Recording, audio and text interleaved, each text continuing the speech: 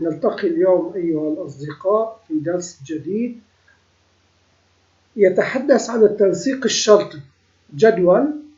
لدينا جدول، هذا الجدول نرى أنه يحتوي على السطر الأول ثاني ثالث، لكن عندما نلغي السطر الثالث هذا التلوين وهذه الحدود تلتغي. كيف تم تصميم هذا الجدول أو هذا التنسيق؟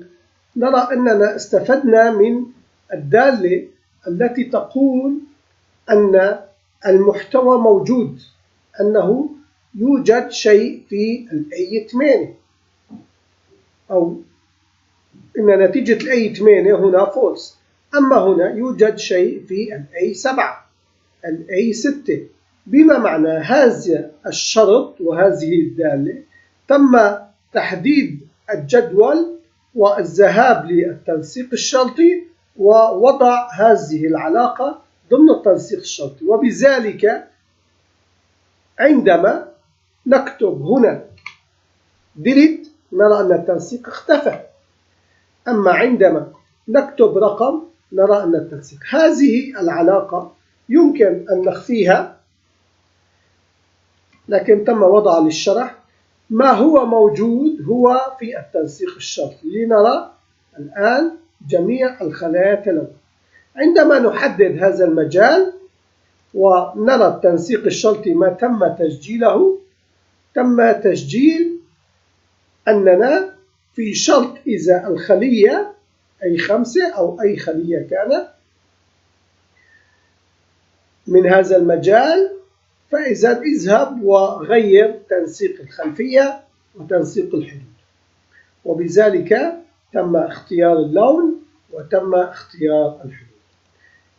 من البرامج جدا مفيدة، لأننا لا نعرف المستخدم كم سطر سوف يستخدم، وبذلك نساعده على أن يصمم جدول مناسب له، يساعده على أن يكون فيه احترافية.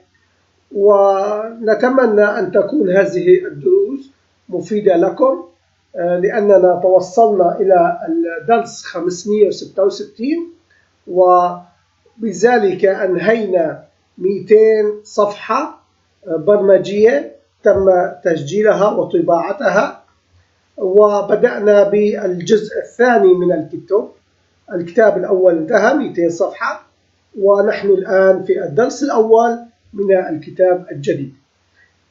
تم تسجيل هذا الفيديو في تاريخ الشهر الأول 23/1/2020، لكنه سوف يذاع لكم ب11/6/2020، أي تقريبا بعد 6 أشهر. إنني أنظم الدروس لكي نحقق الإذاعة كل يوم الساعة 8:30 صباحا يتم نشر إحدى الفيديوهات. أتمنى أن تكون هذه الفيديوهات مفيدة لكم. نلتقي غدا إن شاء الله.